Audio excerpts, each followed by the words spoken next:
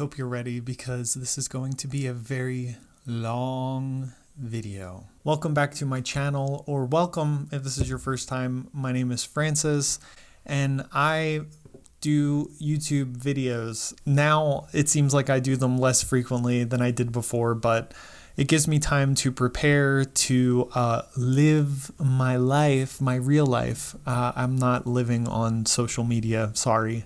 Subscribe to the channel if you're liking everything, obviously. I don't care about subscribers that much. Hopefully, as we're getting along with this conversation, I want to hear your input, your experiences, your thoughts on what I'm saying. So if you feel like it, you can do all of the YouTube things. Welcome, and let's get on with the show.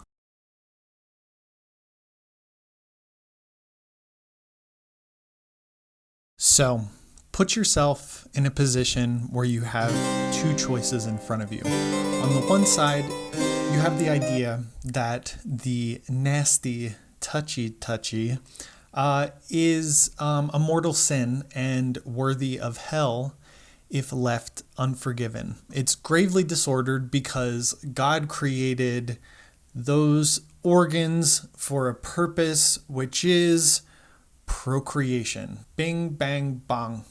Done. On the other side, which is equally as black and white, is the empathetic principle rules. Namely, if it doesn't hurt anyone and it feels good, do it. It's good. That's what they say. We'll get into who they are later on. Do it as much as you want. Go for it. It's your life. It's your body. It's your sexuality. Before you make a decision, before you say in your head, I am on this side or that side, I'm on side, I'm a freaking saint, and God through his grace helps me from not putting my hand down my pants, or I'm on team get your frick on. Before that, you could take the middle path, or at least the path that is objectively looking at both sides and trying to figure out what's the deal with masturbation. Because we're still in the preliminary part, there's another element that I try to stress in all of my videos, and that is, what perspective are we going to take with this subject, especially a moral question? Like, is it a mere question of biology and capacity? Like, I have this natural sexual urge and I can relieve myself alone by buffing the muffin.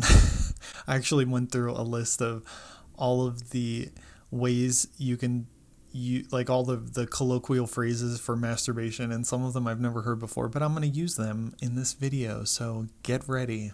So is it that biological or capacity, or can we as rational human beings consciously decide to choose to do something because it leads us to further development of us, our character, of our person, with our morals, or decide not to do something because it leads us away from that development, because it actually destroys something within us or puts obstacles to that development. So I wrote down an example. I choose not to eat cheesecake every day because I don't want to die in 6 months from any number of medical consequences, but more importantly, because I want to control my impulses to have more control over them.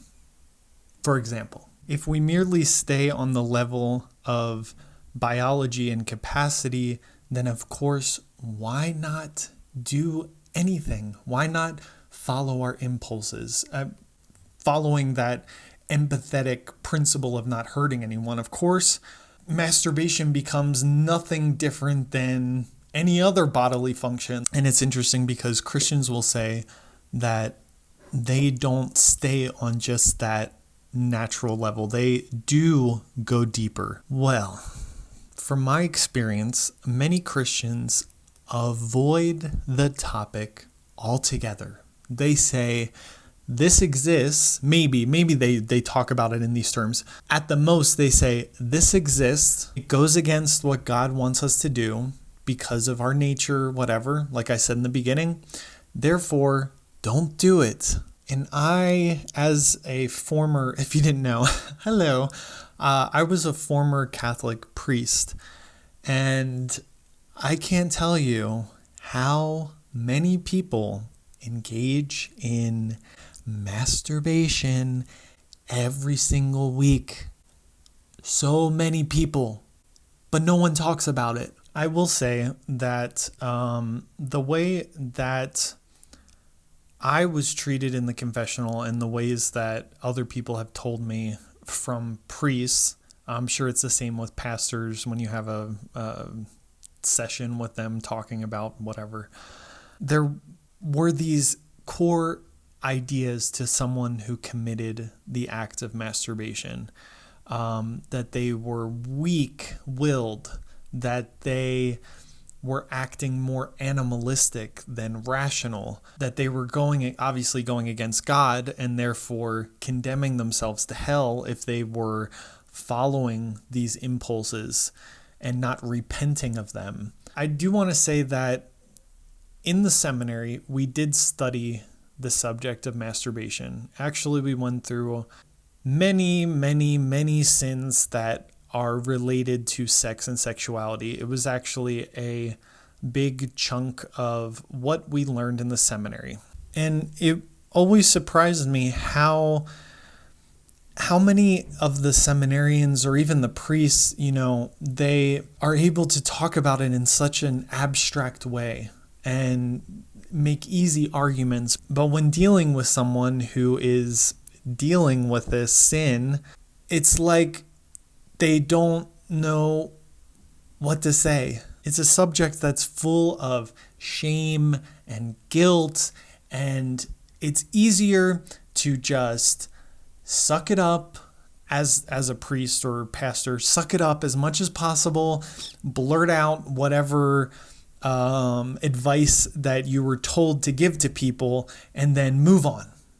No one wants to deal with it. No one wants to confront it face to face. And as a reaction to that type of mentality, which is historical, it's not just nowadays. Religion is now condemning masturbation. This is something that's been happening.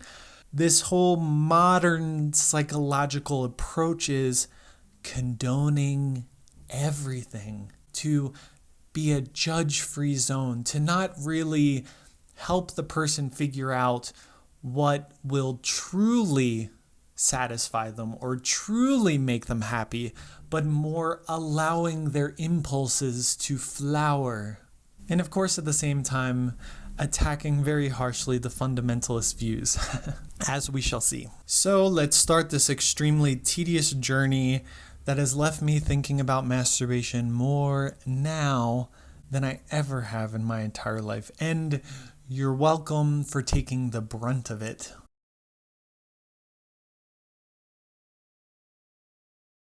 A man gives up his personality when he uses himself merely as a means for the gratification of an animal drive. Immanuel Kant, Metaphysics of Morals, 1797. Supposedly, according to a Psychology Today article, we have prehistoric cave drawings depicting the solitary self-pleasuring. It can be observed in many animal species. It is part of the origin of the universe according to Egyptian mythology. That was interesting to read.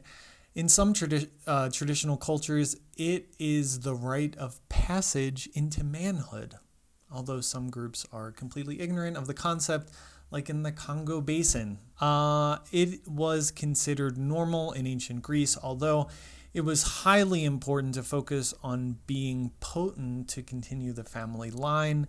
So besides the quote that I already gave from Kant, there's also a quote from Jean-Jacques Rousseau, which I thought was interesting, on his treatise on education, 1762. Therefore, watch carefully over the young man. He can protect himself from all other foes But it is for you to protect him against himself. Why in a British accent? I don't know. It's a very poor British accent. Never leave him day or night, or at least share his room. Never let him go to bed till he is sleepy, and let him rise as soon as he wakes. If once he acquires this dangerous supplement, he is lost. From then on, body and soul will be enervated. He will carry to the grave the sad effects of this habit, the most fatal habit which a young man can be subjected to. Interesting, from one of the spiritual fathers of the French Revolution. So this part is not going to be specifically on the philosophical aspect yet. We're going to be focusing on the churches or the religious perspective, but this is kind of the perspective of masturbation from before this whole modern revolution of individuality and sexual liberation. This is all relatively new. And then we have the Christian tradition. Focusing on the passage in Genesis describing the sin and subsequent slewing, I don't think that's a word, but the slewing by God of Onan for spilling his seed instead of impregnating his brother's widow, which God commanded him to do. Christianity strictly prohibits masturbation, no exception. That's why masturbation is sometimes referred to as onanism.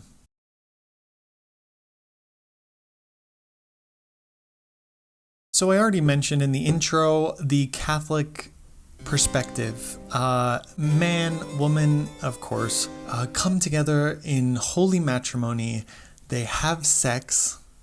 Sorry for all the religious people. They have and produce children, as many children as possible. So where does masturbation fit into this picture? Well, if one of the purposes of the sexual feature of our nature is to bring together a man and a woman who are married, obviously, in love, then masturbation being one of the two, having that gratification alone, that kind of goes against the purpose of the sexual feature. So that's one strike against masturbation. And it's obviously not going to produce babies. So that's it. No hope for charming the cobra. That's it. That's the end. Period. End of story. 2 strikes against masturbation. Facts don't care about your feelings.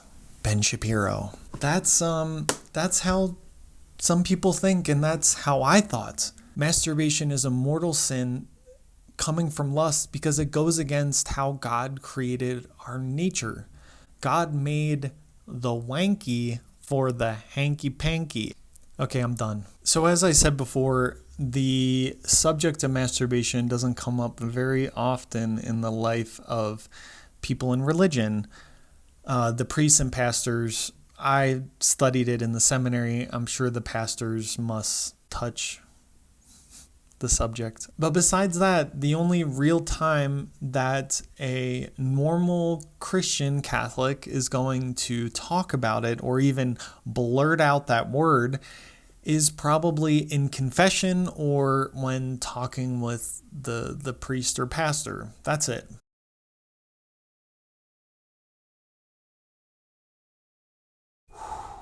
Waiting for your turn in the confessional line is probably one of the most stressful experiences that I had over and over and over and over again. Not only do you have to go through the guilt after you commit the sin and thinking about, going to hell and all of that, but you have this time in line before you go into the little box in the back of the church to talk to the priest, where you're doing an examination of your conscience. You're going through and trying to remember what you did, how many times, what were the circumstances, because you know that the priest is going to ask questions, especially with something like masturbation. I know that they're supposed to get the details in order to help the penitent fully express the sin, but gosh, sometimes the priests would go into so much detail.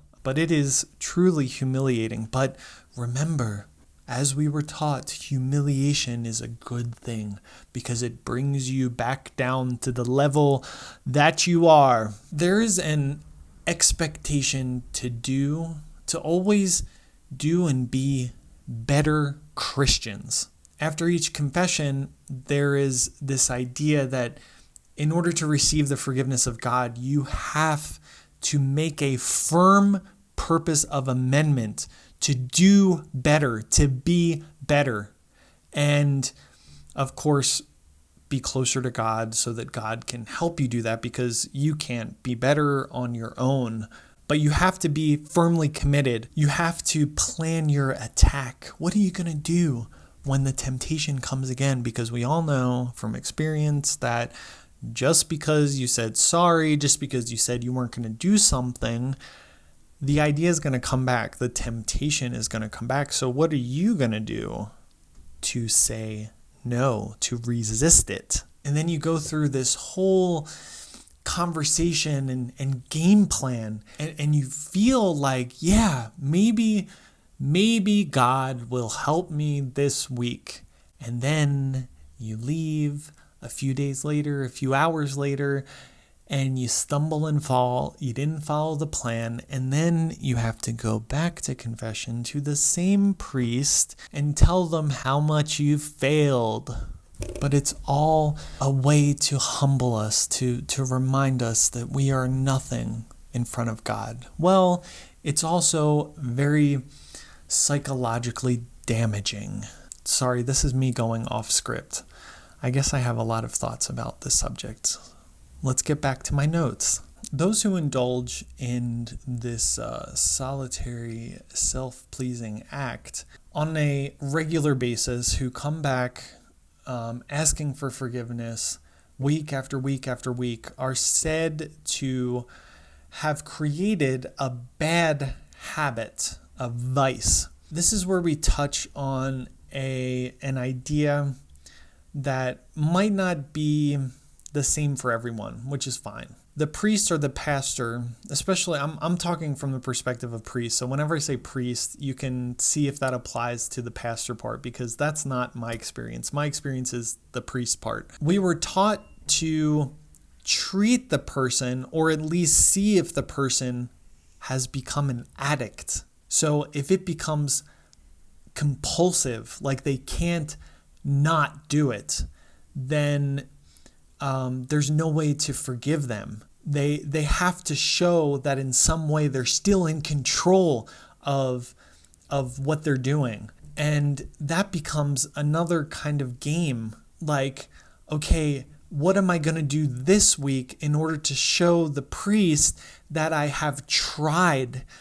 You always have to show that you're trying to not do this. The priests are taught tips on how to strengthen the will of their penitents and try to add something also about God will give them the strength. They realize that He is the only one who can really help them resist these temptations, because we are so weak. So you have the list of advice, like do these 5 things this week and see which one sticks.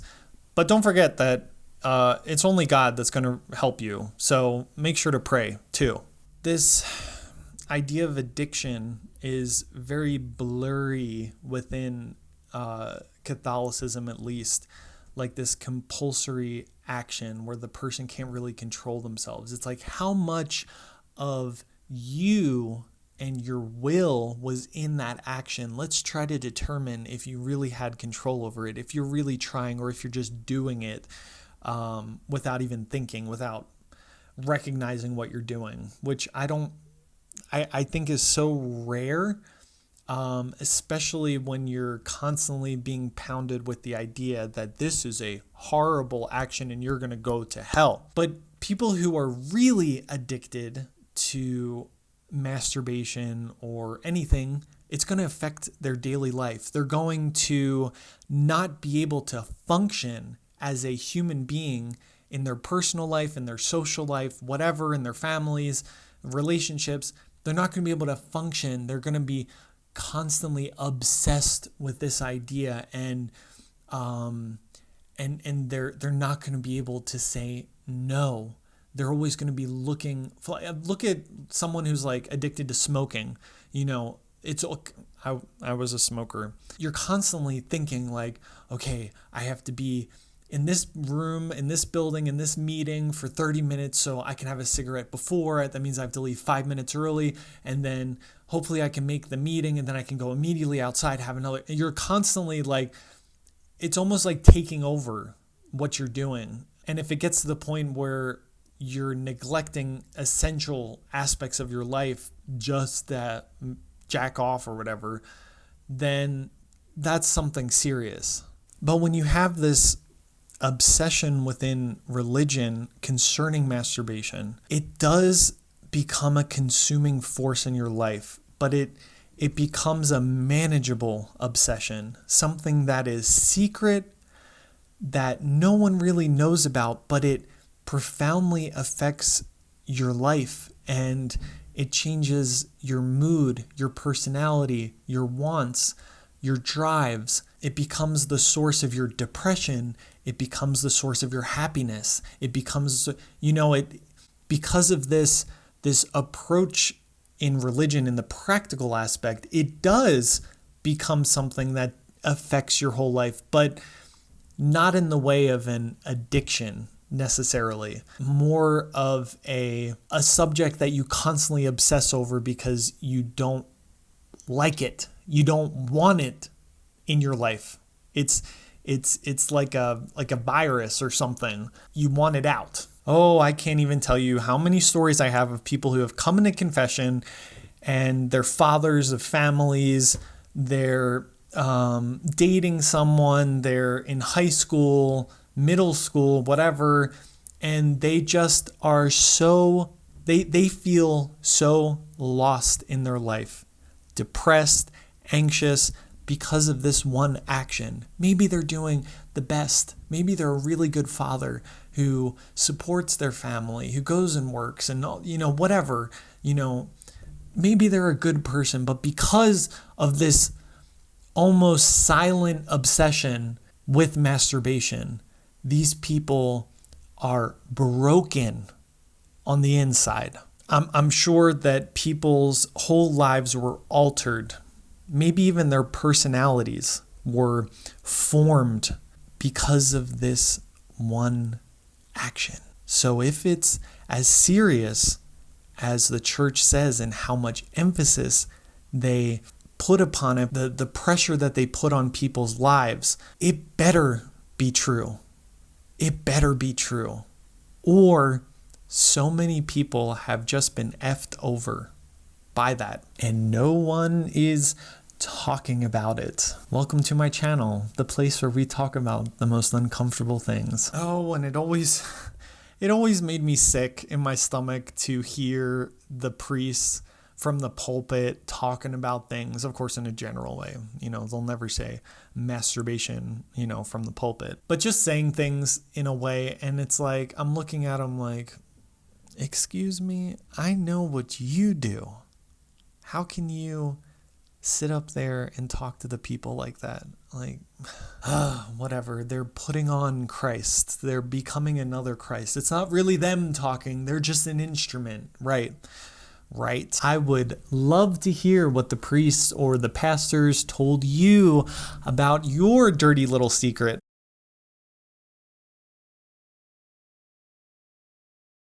So there's this book that I found. It's called The Pastoral Problem of Masturbation by John F. Harvey, OSFS. It's interesting because it has a very psychological approach to masturbation. It's for counselors and priests, so I'm not going to give that much commentary. I find it very enlightening just from the words. I will put in my 2 cents here or there, but for the most part, I just want to kind of present to you what's happening behind the scenes and kind of how we were seen by the religious figures. So let's get into this. I'm going to be reading a lot of quotes, so sorry if I'm not looking at the camera. The most blatantly misleading approach is the attitude that teenagers will grow out of it. Many do not. Another myth is that if one practices masturbation, he is less likely to act out with another person of the other or the same sex. That may be true in some instances, but in the experience of others, masturbation prepared them to act out. Unquote. Masturbation is usually the most accessible for people, and for most, the very first sexual experience that they have. It would lead to other sexual actions. It's like the blossoming of a flower. It's going to lead to the full blossom. Whatever.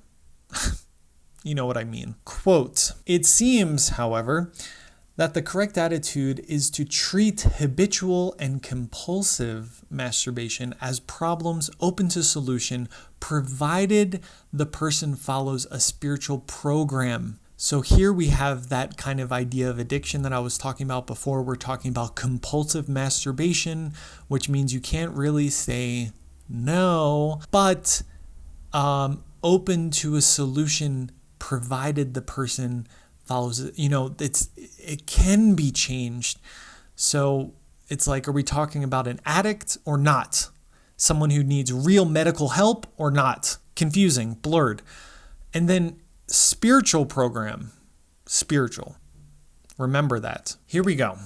Quote, "He must assume responsibility for his future." Unquote. Like, obviously this person is irresponsible, flippant. He doesn't care about anything. No, these people are going to confession. They're coming for help. So obviously they give a dang about their life, their future. Let's continue. "As he becomes more free from the disorder, he also becomes more responsible." Unquote.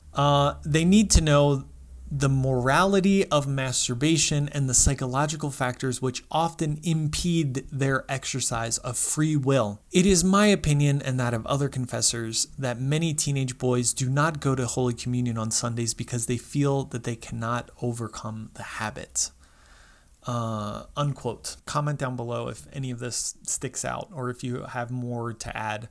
So now a very enlightening look at the psychology of a person with habitual or compulsive masturbation problems. Quote, "Other singles live in fantasy when they are not at work, not dating anyone in a serious way for a variety of reasons, uncertain what to do with their lives, and with no commitment to spouse and children.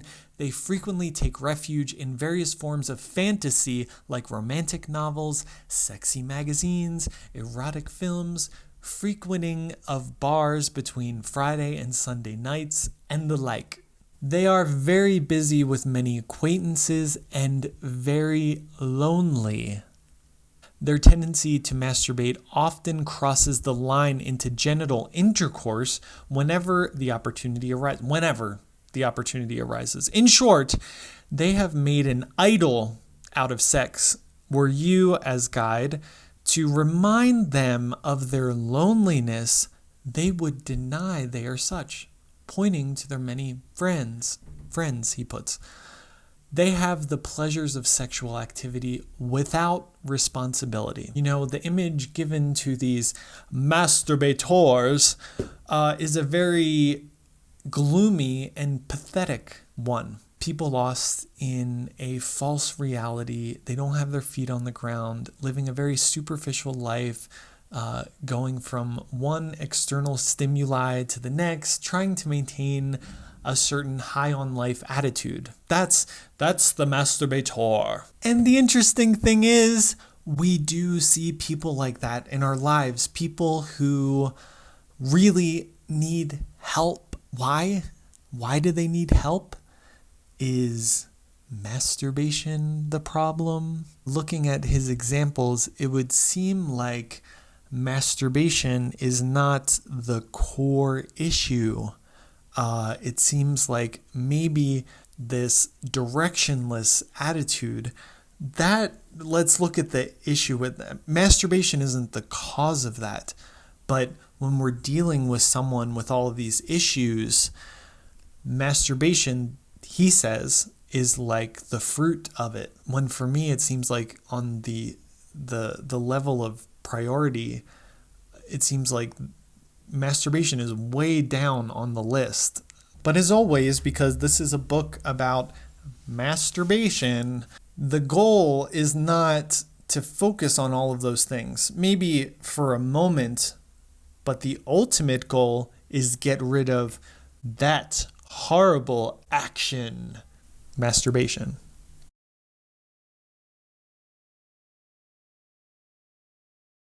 So anyone in religion who has gone to a priest or a pastor to try to solve this issue, I'm sure has been given advice on how to beat it. Maybe not the best use of words. Cold showers, kneeling on hands, holy water on the bed before going to bed, exercise, friendships, real friendships. And the more that these things don't work, because from my experience, it seems like they don't really work, the more desperate people become. They begin to believe that maybe something is wrong with them. Has anyone come to a point where the priest acts like, dude, I just don't know what to do with you anymore, and then they resort to some sort of generic spiritual advice? Like, okay, we tried this. Okay, just pray more rosaries. God has a plan for you. You just have to trust and depend on him more. The priest doesn't know what to say, doesn't know what to do. He was told this very generic advice in the seminary. Maybe he's dealing with it too. Maybe he has for the past 20 years. He doesn't know. No one knows. Here, just do this. God will take care of you. I hope. Let's go back to the same book with John F. Harvey. Quote, help the person to reflect upon the meaning of his life, his hopes, his accomplishments, his disappointments, his frustrations, and his loneliness. Try to find out what is eating him, since masturbation is often symptomatic of restlessness in the soul, and we need to attack that first. Unquote. Oh, I wonder how many people are messed up psychologically because of this mentality. The priest is not supposed to be a psychologist unless he went to study psychology. He's supposed to be spiritual. But here we have this mix of the spiritual with the psychological. Like I said before, when he said spiritual means to fight masturbation, to fight the temptation, he didn't mean necessarily praying a rosary. He meant spiritual, like psychological, something that's not physical. The sexual urges, instead of being normal and human, especially for a post-pubescent person, become a disordered symptom of something wrong spiritually with the person. Now, of course, we can talk about if masturbation is a healthy outlet for the urge, the desire that is in our nature. Of course, we can talk about that. And in fact, next video, I want to talk about that.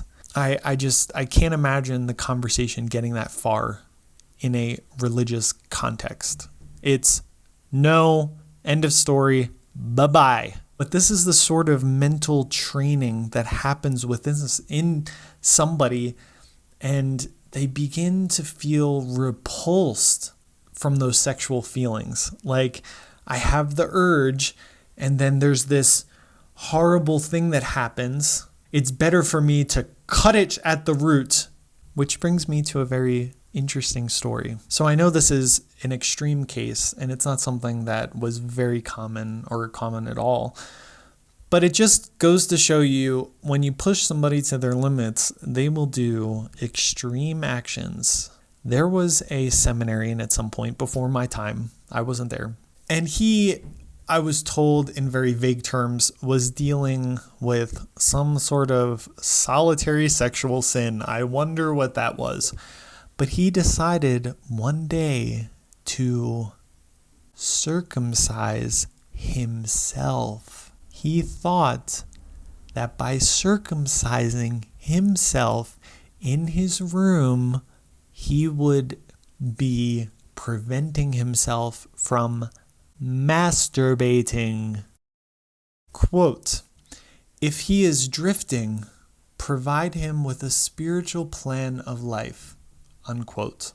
Like I said, we can explore this action and if it is truly good and wholesome action, but that's not what is said here. Drifting means becoming more and more disordered. So there is need for order. Maybe they think this will help strengthen the will to make the person capable of resisting the temptations, but who knows? No one actually explains anything. But the drifting needs to be ordered, and then the person will just, and everything will be fine. Quote, "Make him aware that most humans have a tendency to move into pleasant worlds of fantasy when reality becomes harsh and bleak, and masturbation often flows out of sexual fantasy." Unquote. This is a truly interesting comment because there are a lot of people in today's world, in today's culture, with the help of social media, the lack of a worthwhile education, find themselves wrapped up in some sort of imaginary world where men can be women, women can be men, truth equals false, false equals true, nothing really matters. There is this type of fantasy world, whether it's true or false, whether it's based in reality or not. But people live in this world. There's a harsh wake up to reality when people turn off their phone after hours without even realizing it. And it's like, whoa, what just happened? I'm hungry. I got to go to the bathroom. It's like you realize you're human again. It's an interesting comment. There's always things to look at. There's always truth in ideas if we're able to look for them. I could just be like a lot of people who have left religion and just forget about it altogether, not look into the ideas altogether, actually say the opposite. That's how much I hate religion. I could be like that, but I'm not. I can't be, honestly, I can't. Quote, "Have you ever found yourself in fantasies of anger, jealousy, or sex? And the telephone rings, and as you answer, the fantasy fades away." Okay, just like I was saying, it happens. The art is to stay in reality, unquote. Come back to reality where sexual urges don't exist. That's not part of the quote. That's Francis. That's all me. Fantasy is where the sexual urges are. Fantasy is where the masturbation is, not in reality. See how things are just not clear. They're not able to, like what?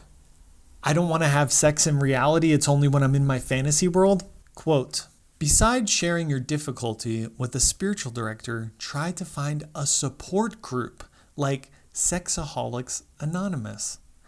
The cultivation of real friendships and real people significantly reduces the power of sexual fantasy while giving one a sense of self-worth." Unquote. But that's true. It is true that people need to go through those types of programs. It's true that people live in a fantasy world. It's true that people need to come back to reality. That is 100% true. But we're talking about masturbation here. And we're not talking about somebody who's like a real addict who is basically paralyzed in their real life from functioning because they gotta, I'm not going to do the motion. I'm sure YouTube would be like, bah, bah, bah. I'm sure this video is already going to be flagged because of saying masturbation, but what can you do? But that's it. That's the emphasis people in religion place on the evilness of masturbation, that it's to this extreme. He goes on to talk about the helplessness one faces and the necessity for spiritual advice. Quote, "The person involved in masturbation, however, needs to believe that with God's grace, he can overcome the habit of masturbation. But it takes faithful adherence to a spiritual program. Sometimes it also takes psychological counseling." Unquote. It just seems so over-exaggerated, everything. Like, it's just so apocalyptic. That's the word that apocalyptic. Like it's the end of the world. And for someone who's just getting into understanding what's happening to their bodies and having this strict world around them that prevents them from understanding what's happening, it's monumental in people's lives. And it continues on, just like what he said. It's not just something that's, the adolescence. This goes on and on. I heard confessions of guys in their 70s, but it's the end of the world. And you need to go see a psychologist. And this is the thing about religion and their perspective on psychology.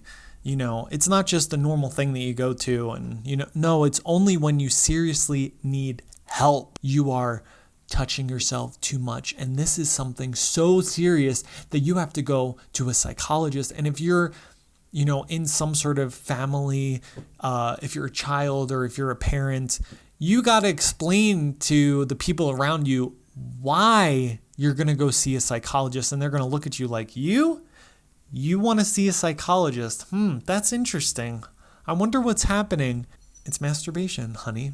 It's masturbation. I just can't stop myself. So this is Francis speaking from where he is right now in his life. It's night and day to where I was before and where I am now. And because before masturbation was like number one or number two of the things I thought about the most during the day, mostly trying to avoid it or hating myself for doing it. And then now realizing that this is not even close to being on the top 10. It has become a non-issue in my life. Funny how that is. Funny.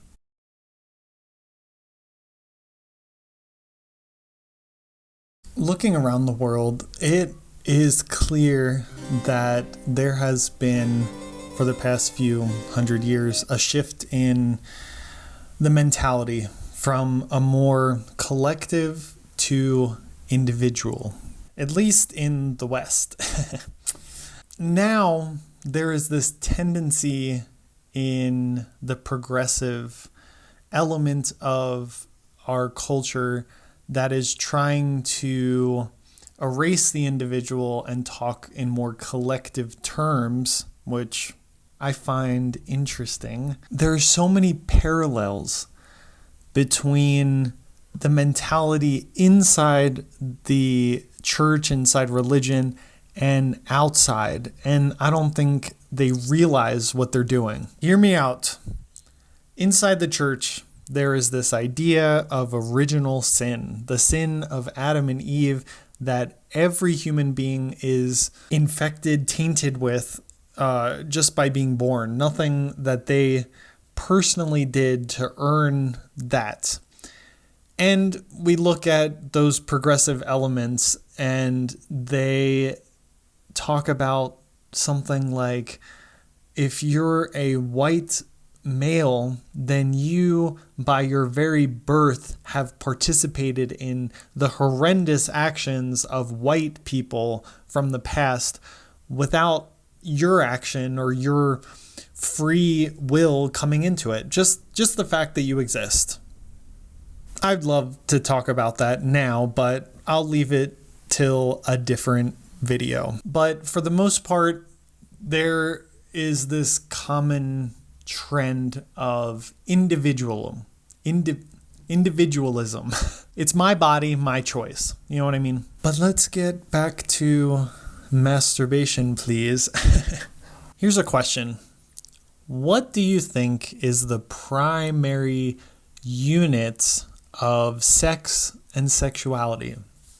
Depending on your perspective of the world and human nature, you may come to two different conclusions. According to Catholicism and other philosophies, sex and sexuality find their end and purpose in the conjugal act with another person. So sex alone, masturbation, makes just as much sense as Carolina barbecue without the sauce. It's too dry. But this isn't how it is seen in the outside world, in the dark, Satan-ruled world. The individual alone is the primary unit of sex and sexuality. That person is complete and whole alone in their sexual acts, without the need, the complement of a partner. This follows that individualism that I was speaking about before. No one depends on another for anything. I'm sufficient alone. So let's look at an article from The Atlantic. Quote, in The Ethical Slut, perhaps the best known catechism of progressive sexual morality, Dossie Easton and Janet Hardy make the case that the fundamental sexual unit is one person. Adding more people to that unit may be intimate, fun, and companionable, but it does not complete anyone, unquote. People can be so afraid to admit that they need other people in order to complete themselves. It's hilarious. Quote, masturbation matters, they argue, not merely because it helps you learn what you want sexually from a partner, but because it helps bring your locus of control into yourself, unquote. It's always a question of feeling out of control. That's what I imagined that it was going to be about. Who wants to say that they depend on anyone else for anything, even if they're having to make up a structure that is more fantastical than real, but they want to say that they are sufficient on their own, because if not, that would be putting themselves in a vulnerable position, perhaps. Do you think that that's true? What the ethical slut, do you think that that's that name? Do you think that what they're saying is true? Do you believe that people are whole and complete on their own and they don't need a social structure to help them, to complete them? Is that something that you believe? Because a relationship, that's two people coming together, at least, I guess, according to the ethical slut. That's creating a social structure. Two people coming together to unite, that's society. But even if people were to admit that humans are by nature social beings, there's something interesting about sex, the idea of sex, that causes a reaction in people. I don't need anyone. I'm an independent man, woman, whatever. I don't need anyone to satisfy me. And with masturbation, there is a way for them to feel pleasure without the need of another. It's just like with the sexual revolution. There is a way of having sex without the possible consequence of having a baby, of dealing with the natural conclusion of that union. There's a way to get around it, but I wonder if anyone out there who has experienced sex alone or with a partner, if there can be any way to convince anyone that masturbation is in some way better in any way. It seems to me that with a partner, things begin to make sense within the nature, within what we have. If people were to admit that within the masturbatory act, it's usually accompanied by some sort of stimulation, some sort of turning on of the person, whether that's, something that they're seeing, a person or an image in their head, or probably most likely porn. There's always some reference to another to help, get things going. But more on that in the next video. I just kind of want to show where the videos are going to come together. They're not completely separate. The Atlantic gives the other side of the argument, quote, "As religious conservatives see it, the great mistake we make when we masturbate is to claim our sexuality as ours alone. All sexual activity must be about mutual self-giving between a husband and a wife," the church claims, arguing that masturbation is an intrinsically and gravely disordered action. Since masturbation is the first act in which most people voluntarily engage, it is, in a very real sense, the original sexual sin from which all the others, based as they are on this mistaken sense of autonomy, flow, unquote. All right, so we have already seen that the priests and the counselors were told that masturbation can and normally does lead to other sexual deviancy.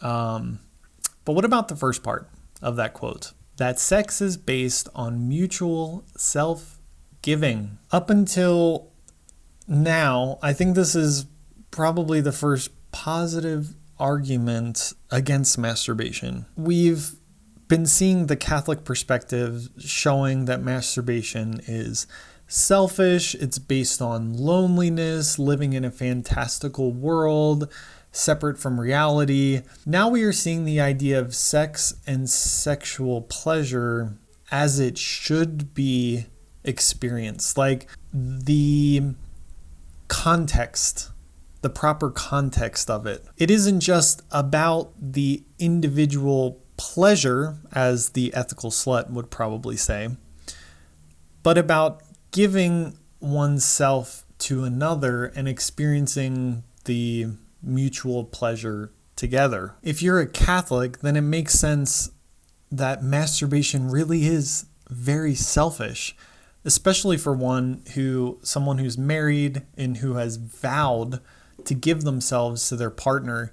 You see the beauty in it, that the sexual act seems to give that vow some concrete expression. It's not, in that perspective, not just a biological function. It's not just a question of capacity, but it has a voluntary direction to it, a purpose to it that our being gives to it, our consciousness, that we're putting in this action so much meaning behind it. It speaks of honor, of destiny, of love, of selflessness.